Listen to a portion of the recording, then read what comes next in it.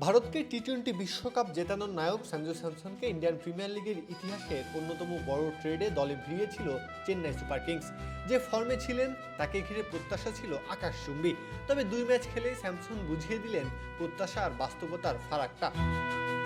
গত আসরটা চেন্নাইয়ের জন্য ছিল ভুলে যাওয়ার মতো। পয়েন্ট টেবিলের একেবারে তলানিতে থেকেই আসর শেষ করেছিল ধোনির চেন্নাই।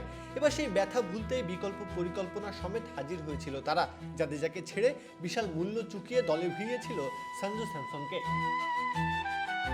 উইকেট রক্ষক ব্যাটার ধোনির উত্তরসূরি চেন্নাইয়ের নতুন প্রাণভোমরা, এমন সব বিশেষণে বিশেষায়িত করা হয়েছিল তাকে। তবে প্রথম 2 ম্যাচ খেলে হতাশার অন্ধকারে যেন তলিয়ে গেলেন।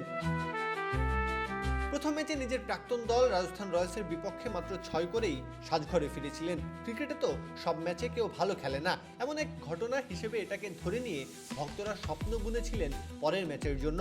তবে আশার আগুনে রীতিমতো জল ঢেলে দিলেন সঞ্জু। পাঞ্জাব কিংসের সাথে মোটে 7 রান করে হতাশার কবিতা হয়েই থাকলেন।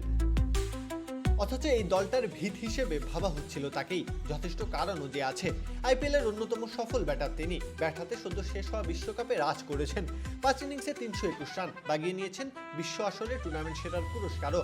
এমন একজন নিজের চেনা গণ্ডিতে হোঁচট খেয়ে পড়ছেন, সেটা দেখা মোটেও শোভনীয় নয়। তবে কি সঞ্জুর ব্যাটটা রাজস্থানের সেই মায়া কাটিয়ে উঠতে পারেনি? প্রত্যহ কাব্য, খেলা 71।